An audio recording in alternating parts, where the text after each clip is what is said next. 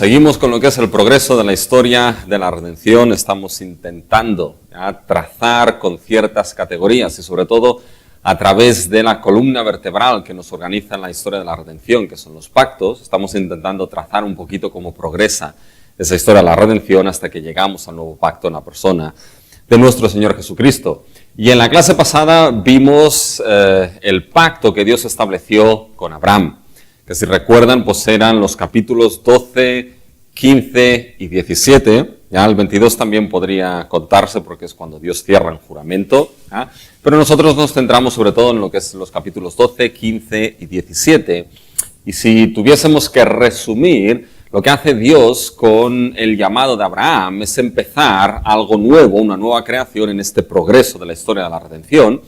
Esto estaba, el llamado de Abraham, acuérdense que estaba en contraste con todo lo que es el caos y confusión que empezaba con la Torre de Babel, por lo tanto nos volvíamos a encontrar caos, ¿ya? Y de ese caos, como vimos en Génesis y como vimos en el diluvio, de ese caos y confusión de la Torre de Babel, Dios levanta un nuevo Adán, para decirlo así, en el llamado de Abraham. Y digo nuevo Adán porque si recuerdan, la Escritura nos describía lo que es el llamado de Abraham y la historia de Abraham con lenguaje de nueva creación en Romanos 4 y mucho de lo que era el rol adámico que le fue dado a Adán en Génesis 1, 26, 28 y pasado a Noé en 9.1, este lenguaje era utilizado nuevamente en Abraham.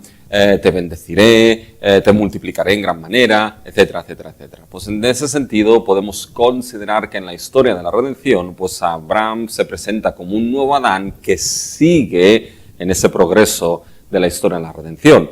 Y en Génesis 12, básicamente, esa bendición que le fue dada al ser humano en Génesis, dominio y dinastía, ¿ya? Dominio de la creación, dinastía, una dinastía de imagen y semejanza de Dios, pasa en forma de promesa a Abraham en Génesis 12. Le da básicamente la promesa de una descendencia, una gran nación, y le da la promesa de una tierra donde esa descendencia ejercerá dominio. ¿Ya? En Génesis 12 había dos grandes sets, Pete y Se bendición.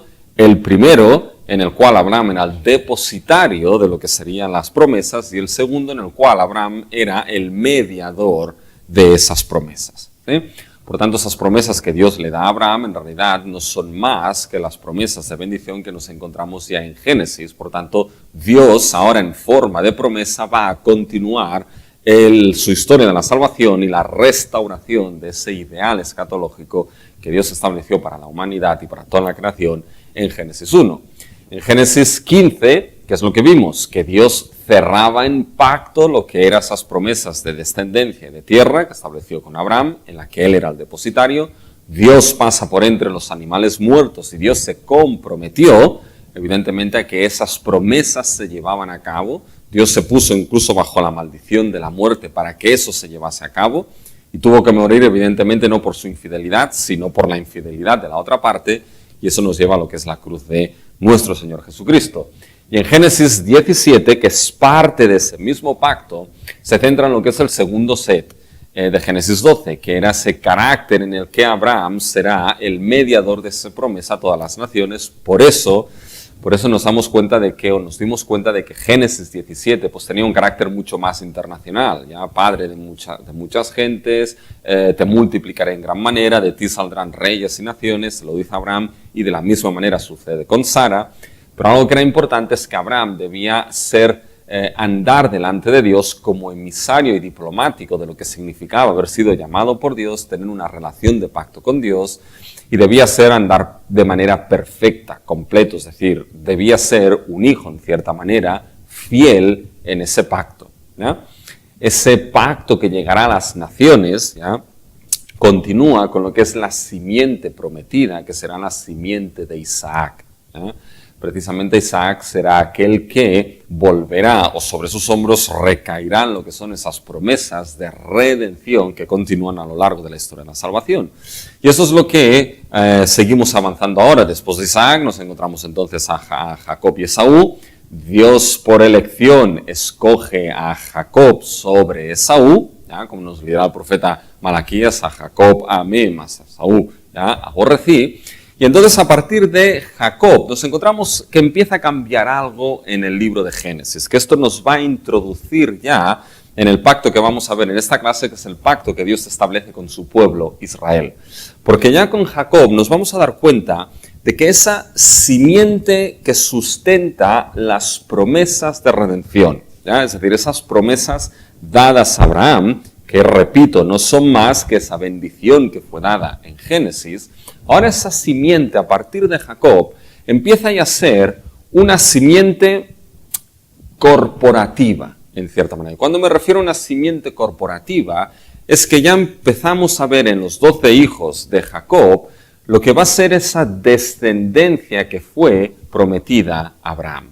Y por lo tanto aquí la simiente ya no es básicamente un individuo concreto, como podría ser Isaac o como podía ser Jacob, sino que ahora aquí la simiente empieza a ser corporativa en ese sentido, en que hay varios que conformarán esa simiente. Nos encontramos los hijos de Jacob, nos encontramos a Rubén, nos encontramos a Judá, nos encontramos a Benjamín, nos encontramos a Leví, nos encontramos a varios ahí, ¿eh? Y es que la palabra simiente es una palabra que tiene juego en las Escrituras, ¿ya? Porque puede representar a un individuo concreto o puede representar a un individuo a nivel corporativo, ¿ya? Varios que forman lo que es esa simiente. Entonces ya en Génesis empezamos a ver en cierta manera que ahora ese carácter de simiente va a recaer sobre ese pueblo. Todo y que hay individuos que destacan, ¿ya? Que destacan, por ejemplo, Judá destaca sobre todo en su papel, ¿ya? De redentor, esa línea redentora, lo vemos un poquito allá. Todo y que destacan ciertos hijos, en cierta manera vemos que esa simiente es más corporativa. Y al final de Génesis, pues llegamos evidentemente a Egipto, que es lo que Dios ya le dijo a Abraham, cuando Abraham le cogió ese sueño, y Dios antes de entrar en pacto le dijo que su descendencia estaría esclava en tierra ajena por 400 años. Y esto es lo que nos sitúa ya en el libro de Éxodo, ¿ya? Y el libro de Éxodo, en el capítulo 1, versículo 1, empieza diciendo: estos son los nombres de los hijos de Israel que entraron en Egipto con Jacob, cada uno entró con su familia, ¿ya? Nuestra traducción lo tiene así, pero en realidad el versículo 1 empieza con una I. Dice, y estos son los nombres de los hijos de Israel. Por lo tanto, esa I es importante, aunque no la tengamos en nuestra traducción, al menos de la Reina Valera del 60, ¿ya?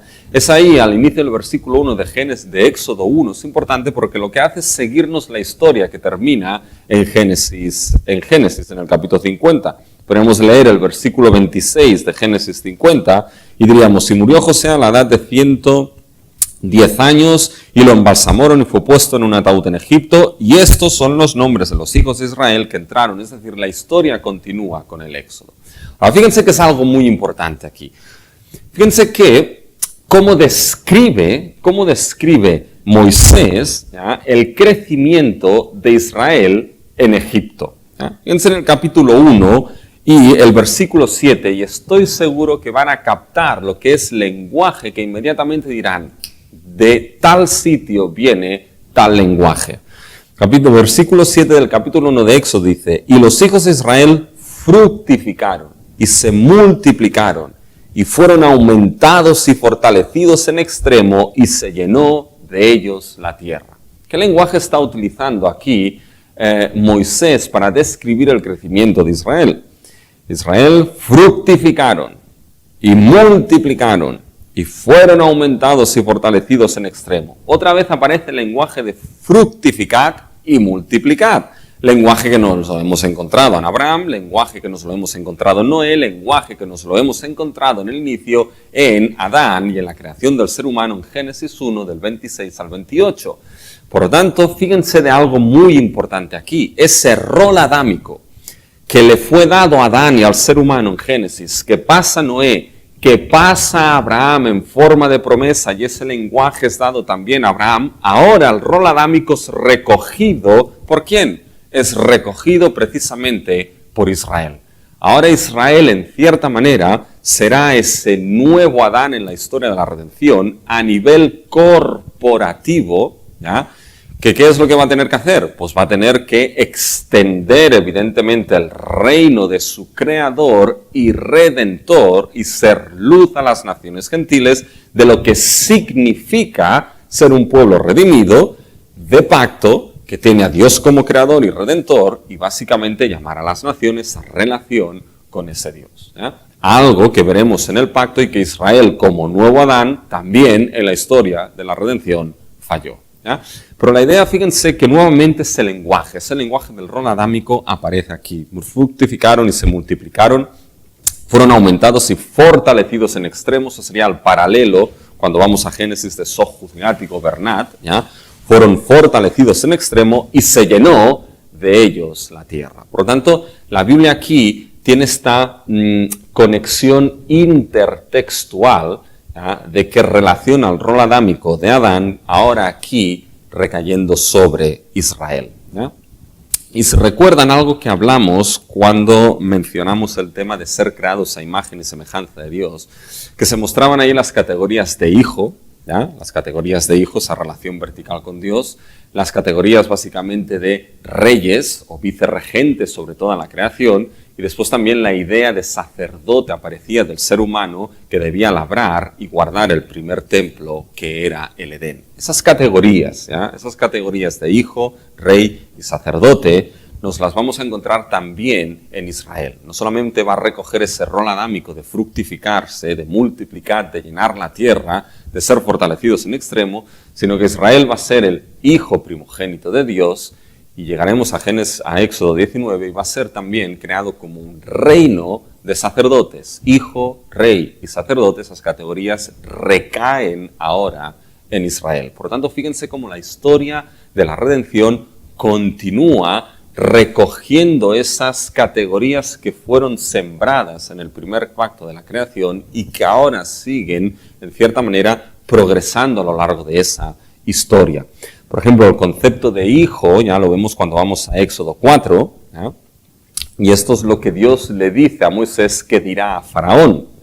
Primeramente, Faraón no tenía que decirle a Moisés, no debía decirle a Faraón lo que Charlton Heston le dijo en la famosa película de los 10 mandamientos, deja ir a mi pueblo, ¿no?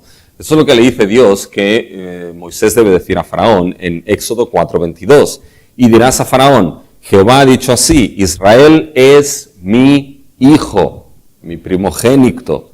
Ya te he dicho que dejes ir a mi hijo para que me sirva, mas no has querido dejar ir, he aquí yo voy a matar a tu hijo, tu primogénito. Por lo tanto, fíjense que en cierta manera nos encontramos en Éxodo una batalla entre dos hijos primogénitos, el hijo primogénito de Dios, que aquí es Israel, el hijo primogénito de Faraón.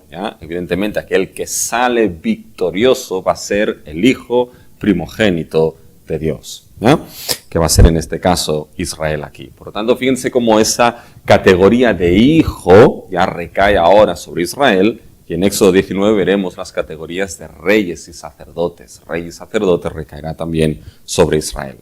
Pero algo que es importante es que no solamente vemos cómo continúa en el progreso de la historia de la redención ese rol adámico, esas categorías de hijo, rey y sacerdotes, ahora de manera corporativa sobre Israel, que es esa descendencia prometida a Abraham en Génesis 12, sino que volvemos a ver lo que es el patrón de caos y nueva creación. La historia de la redención sigue de esta manera. Hay ese patrón escatológico de que volvemos al caos y el ciclo empieza. Caos y hay un nuevo inicio, una nueva creación. ¿Dónde vemos el tema del caos? Bueno, lo vemos sobre todo en el tema de las plagas. En sus apuntes tienen dos tablas. Una tabla que nos muestra la estructura literaria de las plagas que Dios trajo sobre Egipto, y después lo que es las similitudes de esas plagas mostradas con el patrón de Génesis 1 en el Salmo 105. Ahí tienen dos tablas, pero en la primera tabla le muestra lo que son las plagas que Dios trajo sobre Egipto. Y las plagas tenían varios propósitos. Uno de ellos básicamente era dar a conocer quién era Jehová, dar a conocer el nombre de Jehová. Porque cuando Moisés se presentó delante de Faraón y le dijo que dejase ir ya a su hijo primogénito, a Israel, eso es lo que Faraón dijo en Éxodo 5:2. Y Faraón respondió, ¿quién es Jehová? Para que yo oiga su voz y deje ir a Israel. Yo no conozco a Jehová, ni tampoco dejaré ir a Israel. Muy bien, pues a partir de aquí es como si Dios dijese, bien Faraón, pues ahora vas a conocer quién es Jehová. Y las plagas sobre Egipto, entre otras funciones, una de las funciones que tienen es precisamente mostrar que Jehová es el Señor, que Jehová es Dios. En el caso de Faraón, mostrárselo como aquel que juzga precisamente a Egipto y a Faraón, y en el caso de Israel, esas plagas van a servir precisamente para mostrar que Jehová es yo soy el que soy, que apareció en Éxodo 3, es decir, aquel que se hace ahora presente para salvar a su pueblo. Y esa salvación evidentemente va a estar en línea en la historia de la salvación con lo que Dios le prometió a Abraham. Fíjense en el capítulo 3 ya de Éxodo, que esa presentación de Dios como yo soy el que se hace presente para redimir, para salvar, en ese Éxodo, ¿ya? Ese es el contexto, todo está ligado y se construye sobre lo que es el pacto y las promesas a Abraham y a los patriarcas. En Éxodo 3, a partir del versículo 6 dice, y dijo, yo soy el Dios de tu padre, Dios de Abraham, Dios de Isaac y Dios de Jacob. Entonces Moisés cubrió su rostro porque tuvo miedo de mirar a Dios. Dijo luego Jehová, bien he visto la aflicción de mi pueblo que está en Egipto y he oído su clamor a causa de sus extractores, pues he conocido sus angustias y he descendido para librarlos de mano de los egipcios. Fíjense cómo Dios se presenta, el Dios de Abraham, el Dios de Isaac y el Dios de Jacob. ¿Ya? Por lo tanto, ahora lo que es básicamente la redención se sustenta en lo que prometió en ese pacto Abraham que continuó con Isaac y con Jacob. ¿Ya? Por lo tanto, ahora, como les he dicho, vamos a ver que esas plagas mostraron quién era Jehová, pero otra de las funciones que tenían esas plagas es mostrarnos precisamente ese ciclo de que el caos vuelve en la historia de la redención. Es decir, con las plagas, en cierta manera, entramos en un proceso de decreación. Así que, como con el diluvio, Dios volvió al inicio, cubriendo toda la tierra sobre las aguas. Con la Torre de Babel volvió a haber caos y confusión. Ahora nuevamente con las plagas se produce ese proceso de decreación. Es como si volviésemos otra vez hacia atrás. Fíjense que en la primera tabla, si la tienen delante de ustedes, van a ver las plagas. La primera plaga es la de sangre, después la de ranas, piojos, moscas, ganado, úlceras, granizo, langostas, tinieblas. Y el clímax de esas plagas es precisamente la plaga de los primogénitos, que era una plaga distinta, porque en las otras plagas Israel estaba exento, mientras que en la de los primogénitos no. Por tanto, Israel debía cumplir lo que Dios le dijese, es decir, sacrificar el cordero pascual para ser liberado de lo que es el juicio de la ira y de la muerte que Dios iba a traer sobre Egipto. ¿Ya? Ahora bien, quizá alguien se pregunta, bueno, ¿dónde vemos aquí esa idea de decreación, que vamos nuevamente hacia atrás en la historia de la redención y volvemos al caos? Bueno, lo vemos cuando esas plagas son descritas en otra parte de las Escrituras, en otra parte de la Biblia. Y lo que son las plagas de Egipto, no solamente nos las encontramos en el Éxodo, sino que también nos las encontramos en el libro de Salmos. Concretamente aparecen en el Salmo 78, los versículos 43 al 52, y en el Salmo 105, los versículos del 28 al 26. Es precisamente aquí donde vamos a detenernos un poquito en el Salmo 105, en los versículos del 28 al 26, porque ahí se describen las tablas de las plagas, pero de una manera distinta. Fíjense lo que dice en el Salmo 105, los versículos del 28 hasta el 36, aunque no los leeremos. Bueno, sí. Fíjense, envió tinieblas que lo oscurecieron todo, no fueron rebeldes a su palabra, volvió sus aguas en sangre y mató sus peces. Su tierra produjo ranas hasta que en las cámaras de sus reyes habló y vinieron enjambres de moscas y piojos en todos sus términos. Les dio granizo por lluvia y llamas de fuego en su tierra, destrozó sus viñas y sus higueras y quebró los árboles de su territorio. Habló y vinieron langostas y pulgón sin número y comieron toda la hierba de su país y devoraron el fruto de su tierra. Hirió de muerte todos los primogénitos en su tierra, las primicias de toda su fuerza. Es decir, es una descripción de lo que son las plagas que Dios trajo sobre Egipto. Ahora bien, la descripción es distinta a Éxodo. Y la descripción es distinta a Éxodo en dos puntos. Primero, si ponen las dos tablas que tienen delante, van a ver que el orden de la descripción de las tablas en el Salmo 105 es distinto al orden de las plagas en cómo éstas fueron traídas en el libro de Éxodo. Y Y lo segundo es que el salmista en el Salmo 105 no menciona la quinta y la sexta plaga. Es decir, no menciona la plaga del ganado y ni la plaga de las úlceras. Estas son dejadas fuera de la narración del Salmo 105. Si se dan cuenta, el Salmo 105 empieza básicamente con lo que es la novena plaga en el Éxodo. Empieza básicamente con lo que es la plaga de las tinieblas. ¿Por qué es así? Empieza así porque el Salmo 105, no es que el autor se equivocase en el orden ya, de las plagas, sino que el autor del Salmo 105 menciona las plagas siguiendo no el orden del Éxodo, sino el orden de la creación.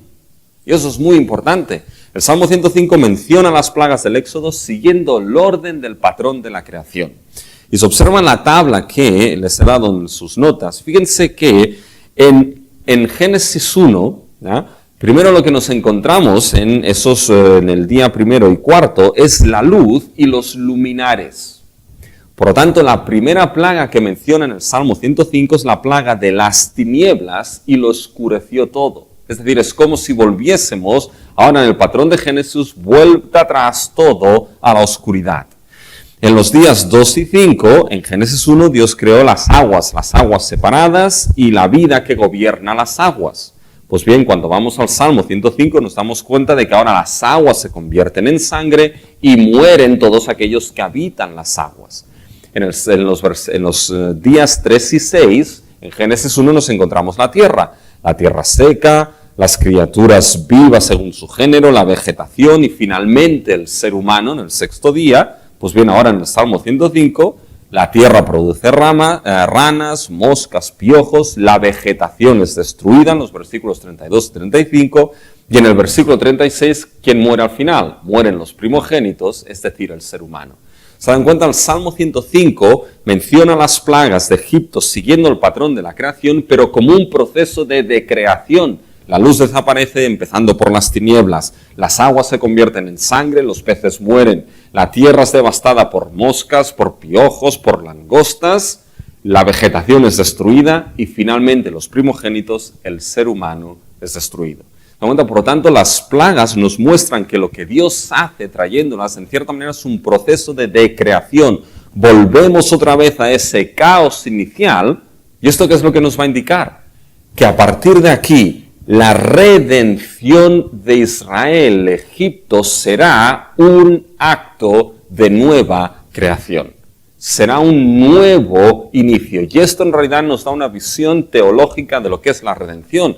La redención básicamente es un acto de nueva creación por parte de Dios. Cuando Dios redime, no hace parches. Cuando Dios redime, obra una nueva creación en aquellos que son redimidos. Y esto es precisamente lo que nos encontramos aquí en Éxodo. Las plagas lo que hacen es proceso de creación, revierten ese orden de la creación y la redención ahora de su pueblo, del pueblo de Israel, de Egipto, será un acto de nueva creación. Fíjense cómo cuando vamos a Éxodo 15, que es precisamente el capítulo en el cual el pueblo de Israel canta después de que han pasado el mar se ha abierto y los carros de Faraón han quedado básicamente bajo el agua. Fíjense que nos encontramos otra vez el agua, y fíjense en Éxodo 15, ahora estoy en Génesis 15. En Éxodo 15, fíjense lo que cantan y lo que dice aquí el pueblo de Israel. En el versículo 10. Dice, soplaste con tu viento, los cubrió el mar, se hundieron como plomo en las impetuosas aguas. Fíjense la expresión, soplaste con tu viento. Esa es la expresión, ya la hemos visto. Acuérdense que les expliqué que la palabra viento en hebreo es ruaj, y es la misma palabra para espíritu. De tal manera que así como el ruaj de Dios se movía sobre la faz de las aguas en Génesis 1:2, de la misma manera como el ruaj de Dios sopló en Génesis 8 y las aguas del diluvio descendieron, nuevamente el ruaj de Dios, el viento de Dios, su espíritu, ahora se sitúa sobre esas aguas que acabaron precisamente con Faraón y todo su ejército. De tal manera que nos damos cuenta de que esas plagas son proceso de creación y ahora Israel, con su redención por la gracia de Dios, es un acto de nueva creación. Y en esa redención, en ese acto de nueva creación, Dios va a crear a Israel como su pueblo del pacto en ese momento de la historia de la redención. Y vamos a ver el pacto que Dios establece con Israel cuando llegamos a Éxodo, a los capítulos 19 al 24. Así que debemos tener ahora Éxodo 19, 24. En Éxodo 19, 24 es donde encontramos precisamente lo que es el pacto que Dios establece con Israel, ¿no? Y debemos, antes de entrar en lo que es Éxodo 19, 24, decir que cuando estudiamos el pacto que Dios establece con Israel, no solamente debemos limitarnos a lo que es al libro de Éxodo, debemos considerar también lo que es el libro de Deuteronomio, aunque nosotros no lo consideraremos, ¿ya? Porque podríamos decirlo así, ¿ya? Podríamos decir lo que Éxodo y Deuteronomio forman parte, son dos volúmenes en cierta manera del mismo pacto. Cuando llegamos a Éxodo 19 nos encontramos el pacto que Dios establece con Israel en Horeb, en el monte Sinaí, y cuando llegamos a Deuteronomio es el pacto que Dios establece con la nueva generación que va a entrar a la entrada de la tierra prometida en Moab, ¿ya? Cuando vamos a Deuteronomio 29 se van a dar cuenta cómo esos dos pactos son puestos de manera conjunta, ¿ya? Por tanto podríamos decir que son dos volúmenes de ese mismo pacto, ¿ya? En Deuteronomio 29, simplemente lo leeremos y les digo que lo tengan en consideración, aunque nosotros no lo vamos a estudiar. Pero en Deuteronomio 29 se nos dice en el versículo 1, estas son las palabras del pacto que Jehová mandó a Moisés que celebrase con los hijos de Israel en la tierra de Moab. Aquí se está refiriendo a las palabras del pacto que son descritas en el libro de Deuteronomio, ¿ya? Además, fíjense ahora, además del pacto que concertó con ellos en Horeb. Estas son las palabras del pacto de Éxodo 19 al 24 que nosotros consideraremos. Por lo tanto, fíjense como Deuteronomio 29 está poniendo el pacto de Moab con la nueva generación de Israel juntamente con el pacto que concertó con la antigua generación que quedó en el desierto, ¿ya?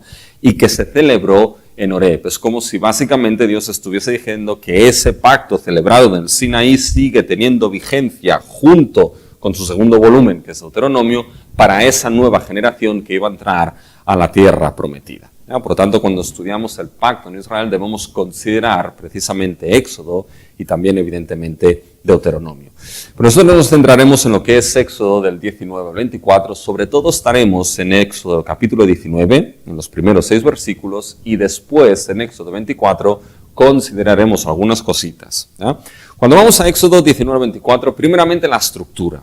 La estructura general es que Éxodo 19 al 24 conforma un único bloque.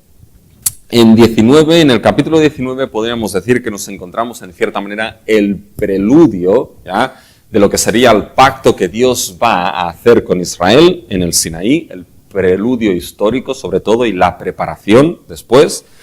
En los capítulos 20, 21, 22 y 23 nos encontramos lo que son las palabras y las leyes que Dios da a Israel. En el capítulo 20 todos sabemos que se narran los 10 mandamientos, ¿ya?, en el libro del Éxodo, pero si se dan cuenta, nosotros le llamamos los 10 mandamientos porque evidentemente así parecen descritos en el Nuevo Testamento. Pero la palabra mandamientos no es la palabra que literalmente se utiliza, ya no es la palabra que Éxodo 20, versículo 1 utiliza, le llama las palabras de Dios. Fíjense en el capítulo 20, versículo 1. Y habló Dios todas estas palabras diciendo. Y esas palabras básicamente son esos mandamientos de Jehová tu Dios, etcétera, etcétera, etcétera. En los capítulos 21, 22 y 23 nos encontramos lo que son las leyes que Dios propone a Israel. ¿Y qué son esas leyes? Esas leyes del capítulo 21, 22 y 23 no son más que la aplicación de las 10 palabras de Dios, de los mandamientos del capítulo 20, son la aplicación a la vida diaria de Israel en esa situación, en esa historia y en ese tiempo, ¿ya? Es importante tener esto presente porque cuando vamos al capítulo 24 es donde nos encontramos lo que es el establecimiento del pacto. El capítulo 24 nos narra lo que es el establecimiento y la ceremonia del pacto. Y podemos leer en el capítulo 24, versículo 3, en el libro de Éxodo, lo siguiente. Y vino Moisés y contó al pueblo todas las palabras de Jehová y todas las leyes. Palabras y leyes. Esto es precisamente lo que nos hemos encontrado en el capítulo 20. Estas son las palabras que habló Jehová a Israel. Y en el capítulo 21 se nos narra que estas son las leyes que Dios propuso a Israel. Por lo tanto, en Éxodo 24, lo que Moisés contó al pueblo fueron esas palabras y esas leyes. Contó lo del capítulo 20, 21, 22 y 23. Y eso nos vamos a dar cuenta que quedó escrito en el libro del pacto, ¿ya? En Éxodo 24. Por tanto, esto es lo que nos encontramos en esos capítulos. Éxodo 19, lo que sería el preludio o el prólogo histórico previo al pacto y la preparación. Capítulos 20, 21, 22 y 23, 20 las palabras de Jehová, 21, 22 y 23 las leyes, y el capítulo 24, el establecimiento y la ceremonia del pacto, donde las palabras y las leyes son leídas, escritas en el libro del pacto, y Dios establece el pacto con su pueblo. Entonces esto es un poquito lo que tenemos por delante. Así que primeramente vamos a considerar algo del preludio histórico que nos encontramos en Éxodo 19. Y vamos a leer un poquito Éxodo 19, al menos los primeros 6 versículos. Y esto, Éxodo 19, los primeros 6 versículos, esto es lo que nos encontramos. Dice, en el mes tercero de la salida de los hijos de Israel de la tierra de Egipto, en el mismo día llegaron al desierto de Sinaí. Habían salido de Refidim y llegaron al desierto de Sinaí y acamparon en el desierto y acampó allí Israel delante del monte. Y Moisés subió a Dios y Jehová lo llamó desde el monte diciendo, así dirás a la casa de Jacob y anunciarás a los hijos de Israel. Vosotros visteis lo que hice a los egipcios y cómo os tomé sobre alas de águilas y os he traído a mí. Ahora pues, si diereis oído a mi voz y guardareis mi pacto, vosotros seréis mi especial tesoro sobre todos los pueblos, porque mía es toda la tierra. Y vosotros me seréis un reino de sacerdotes y gente santa. Estas son las palabras que dirás a los hijos de Israel. Fíjense, mis hermanos, en el preludio histórico, en cierta manera. Primero Dios le dice a Israel que tiene que recordar algo, ¿ya? Y eso es lo que vemos en el versículo 4. Dice, vosotros visteis 3 cosas. Lo que hice a los egipcios, cómo os tomé sobre alas de águilas y os he traído a mí. Tenían que ver y recordar 3 cosas Israel. Primero, lo que hizo a los egipcios, que sobre todo esto se refiere a todo lo que es básicamente, sobre todo a las plagas, esas plagas que hemos hablado antes. Después, cómo os tomé sobre alas de águilas. Es decir, esto es un recuerdo, básicamente debían recordar cómo Dios los guió y los sustentó en el Éxodo hasta llegar en ese mismo punto al monte Sinaí. Y lo último, debían ver cómo les había atraído hacia Él. Yo os he traído a mí. Por tanto, esto nos da otra visión de lo que es la redención. La redención supone relación. La redención no solamente es un acto de nueva creación, sino que también es aquello que Dios obra para atraernos y llevarnos a Él. Es decir, es un acto de relación también. Por tanto, recordando y viendo esas cosas, ahora en el versículo 15:5, Dios les dice lo siguiente. Ahora pues, si diereis oído a mi voz y guardareis mi pacto. Evidentemente el pacto que debía guardar aquí Israel es el pacto que estará definido en los capítulos 20, 21, 22, 23. Es decir, debían guardar lo que eran las palabras que Dios les daría, esos 10 mandamientos, y debían guardar las leyes que Dios le daría en los capítulos del 21 al 23, que eran la aplicación a la vida práctica y diaria de Israel en ese tiempo de esos 10 mandamientos. Por tanto, hay una fidelidad que Israel tenía que mostrar. Acuérdense que la esencia del pacto será precisamente fidelidad y lealtad. Israel tenía que ser fiel a Dios. ¿Por qué? Porque como su hijo primogénito, como hemos leído, que recogía el rol adámico como lo tenía el primer hijo en la creación, que era Adán, Israel debía ser fiel al Dios del pacto, su creador y su redentor. de esa fidelidad, fíjense entonces lo que sería. Dice, vosotros seréis mi especial tesoro sobre todos los pueblos, porque mía es toda la tierra. Ahora fíjense que aquí Dios está diciendo varias cosas. Primeramente les dice que vosotros seréis mi especial tesoro. Y lo complementa con dos frases, ¿ya? Sobre todos los pueblos, porque mía es toda la tierra. Y después les define en cierta manera también algo de su identidad. Y vosotros me seréis un reino de sacerdotes y gente santa. ¿Ya? Fíjense las categorías que van apareciendo aquí. La primera de ese especial tesoro es, Dios utiliza una palabra aquí, que es la palabra segulá. Que la palabra segulá es una palabra que se utiliza, básicamente se utilizaba en aquel tiempo para describir lo que era el tesoro más preciado que podía tener el rey. Serían como las joyas de la corona. Los reyes básicamente podían tener mucho a nivel de tesoros, pero había algo que era especial en ese tesoro. Había las joyas de la corona, que eran lo más importante y lo más preciado que el rey tenía en ese tesoro.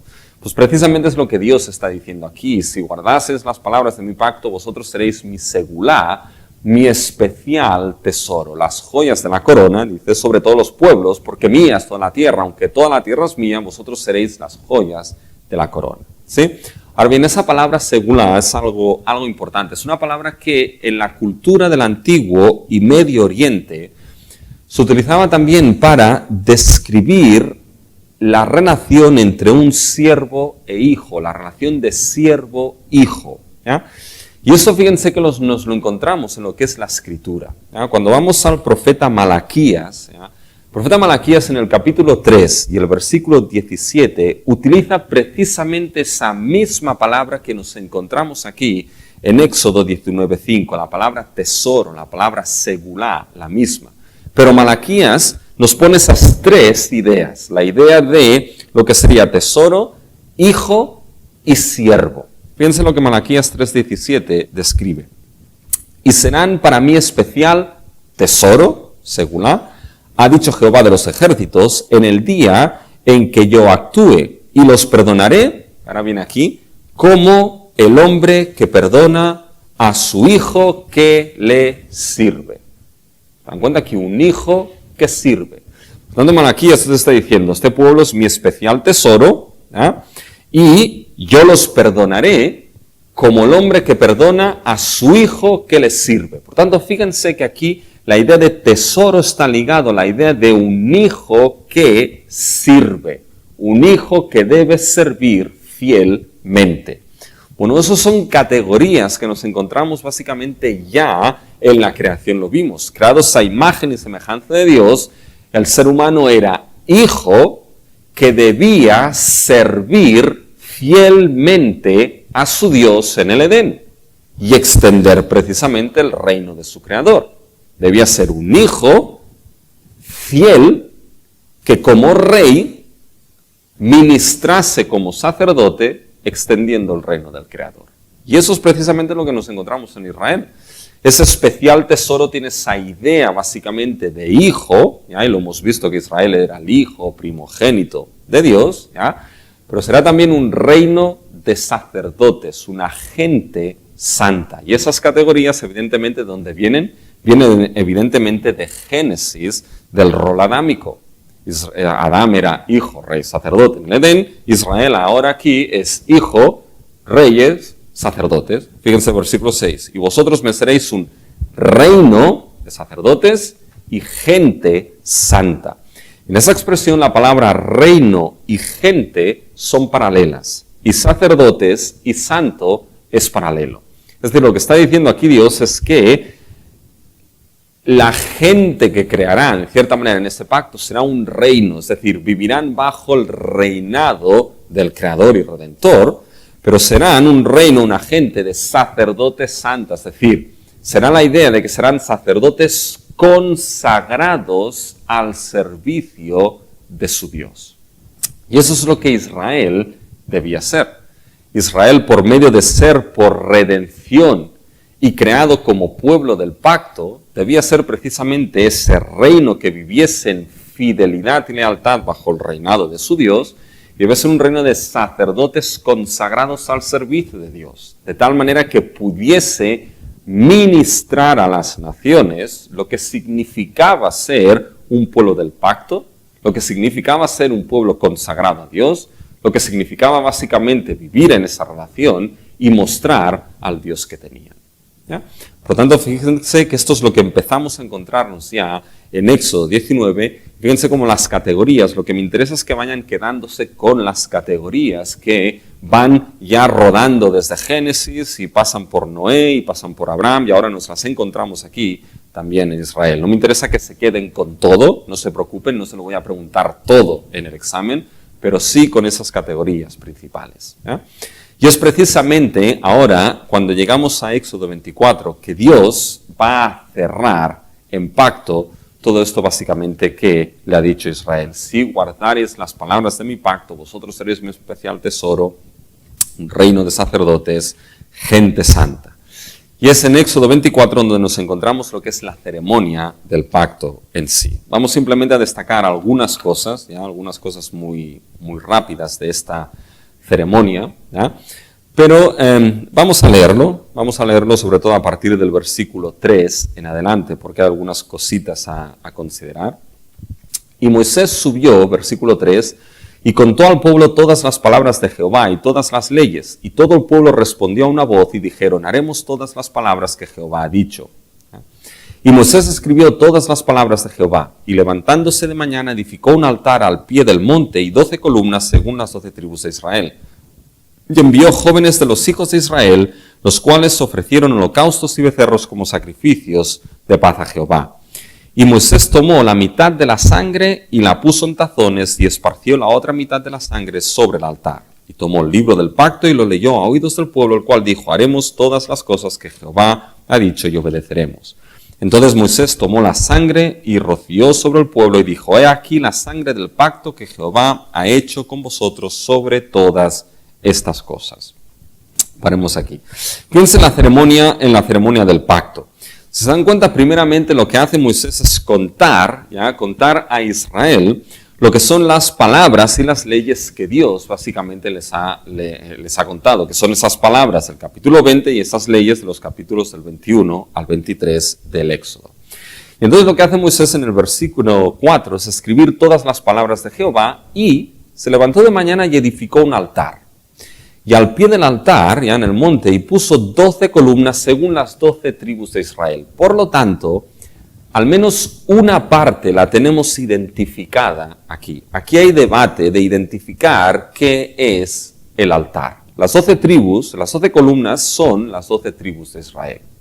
Por lo tanto, la mejor interpretación, aunque no es la única, ¿ya? Hay varias interpretaciones ahí, pero la interpretación que mejor se sustenta es que si las 12 columnas representan a las 12 tribus de Israel, el altar es muy probable que represente la otra parte que entra en pacto, que es precisamente Dios.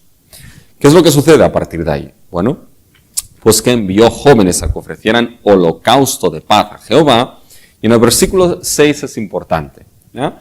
Moisés tomó la mitad de la sangre y la puso en tazones y esparció la otra mitad de la sangre sobre el altar. Por lo tanto, rocía el altar, ¿ya? Que sería la parte de Dios, con sangre. Y después de hacer esto, en el versículo 7 lo que hace es tomar el libro del pacto y leerlo. Fíjense el versículo 7.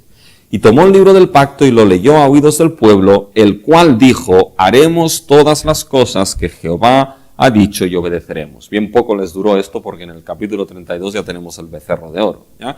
Pero básicamente tenemos la parte de rociar el altar, la parte de Dios con sangre, la lectura del libro del pacto, y después fíjense que en el versículo 8, ¿qué es lo que hace entonces Moisés? Coge la sangre y la rocía sobre el pueblo. Por lo tanto, ahora el pueblo está rociado con sangre. Y eso es una imagen importante, porque nos encontramos que dos partes que en un principio no tenían nada que ver la una con la otra, son dos partes que quedan unidas por una misma sangre. La parte del altar, Dios, y las 12 columnas, el pueblo. Quedan unidos por una misma sangre y lo que los une es precisamente la sangre y el pacto, la ley, el libro del pacto que fue leído en medio entre una sangre sobre el altar y una sangre sobre el pueblo de Israel. La imagen que de aquí viene, ¿ya? Que esto a veces se pasa en Éxodo 24, es la imagen del matrimonio. Porque el matrimonio en cierta manera que es, ¿ya? Y esto es una imagen que empieza a aparecer ya aquí. La imagen del matrimonio son dos partes en cierta manera que quedan distintas en un principio, que nada tenían que ver, ¿ya? Pero son dos partes que quedan unidas por una misma sangre en un pacto de fidelidad, lealtad y amor leal entre ambos. Y eso es precisamente lo que aquí vemos, ¿ya? Nos encontramos de que Dios entra en pacto con su pueblo y el pueblo con Dios y quedan unidos por una misma sangre en esa relación de matrimonio, de lealtad y fidelidad, algo que después se verá sobre todo en los profetas, de que la relación de Dios con su pueblo es descrita precisamente como un matrimonio. ¿Eh? Y cuando Israel fue idólatra, esto se describe como el adulterio que Israel cometió contra su Dios. Fíjense, mis hermanos, que también aquí Dios es descrito como el Goel. ¿En qué sentido? El Goel, es decir, aquel que será el pariente más cercano para redimir a su pueblo. Por lo tanto, fíjense que aquí en Éxodo 24 lo que nos encontramos es esa ceremonia de ratificación del pacto con Israel. Ahora Israel ya será ese hijo, reyes y sacerdotes, ¿eh? Los cuales vuelven a retomar sobre ellos lo que es ese rol adámico. Y ahora a partir de aquí ellos serán los que tendrán que extender a las naciones precisamente ese conocimiento de Dios. Y Dios cierra en pacto precisamente en el capítulo 24 del Éxodo, precisamente esa relación con su pueblo. A partir de aquí, mis hermanos, lo que nos vamos a encontrar es que la historia va a seguir. ¿Ya? Nos vamos a encontrar Éxodo, Levítico, Números, Deuteronomio, después nos encontramos la tierra. ¿Ya? Fíjense cómo con la construcción del tabernáculo en el resto del Éxodo, es como si Dios, básicamente, con el tabernáculo, Dios volviese a morar en medio de Israel. Con la tierra es como si se volviese a dibujar lo que fuese ese primer Edén. Nos encontramos a Dios en medio de su pueblo alrededor de su Dios, en una tierra que fluye leche y miel, es decir, es imagen de abundancia como lo era el Edén. Nuevamente, lo que es básicamente esa historia de la salvación restaura y recupera lo que es ese ideal. Fíjense cuando vamos a Números 24, y con eso iremos terminando ya lo que es esta clase. En Números 24, fíjense cómo se describe ahí a Israel. ¿Ya? En Números 24 y el versículo 4 se nos dice: dijo el que oyó los dichos de Dios, el que vio la visión del Omnipotente, caído por abiertos los ojos. Cuán hermosas son tus tiendas, oh Jacob, tus habitaciones, oh Israel, como arroyos están extendidas, como huertos junto al río, como aloes plantados por Jehová, como cedros junto a las aguas. Fíjense que se describe básicamente las tiendas de Israel como ¿qué? Como árboles, como arroyos, como aloes, como cedros plantados junto a las aguas. Es decir, es como se describe a Israel básicamente como un jardín. Y esa es la idea. La tierra que fluía leche y miel en abundancia, una imagen del Edén. Dios morando en medio de su hijo, rey y sacerdote en ese nuevo Edén. Y eso básicamente lo que es, simplemente es esa tipología de lo que tiene que venir. Cuando Dios básicamente en el nuevo pacto, ¿ya? Lo que hará será redimir un pueblo con una misma sangre, la sangre de nuestro Señor Jesucristo, y nos formará, ¿ya? Como pueblo escogido en Cristo Jesús, como un pueblo de reyes y sacerdotes, gente santa, nos dice el apóstol Pedro, para anunciar las virtudes de aquel que nos ha salvado. Y precisamente será esta redención en nuestro Señor Jesucristo que nos dará una herencia incontaminada, inmarcesible. Describe lo que son los nuevos cielos y la nueva tierra precisamente con imágenes de la tierra y de la heredad que le fue dada a Israel, pero algo mucho mayor espera a aquellos que han sido unidos a su Dios por la sangre del nuevo pacto, la sangre de nuestro Señor Jesucristo. ¿Ya? Y así es básicamente como la historia va a ir siguiendo. Pero a partir de aquí, el siguiente pacto, que en cierta manera va a empezar a focalizar ya todo esto, va a ser el pacto que nos vamos a encontrar con David. ¿ya? Y ese será el siguiente pacto, así que vamos a hacer otro salto grande en esa historia de la salvación que nos vamos a encontrar y que vamos a estudiar en la siguiente clase, será el pacto con David.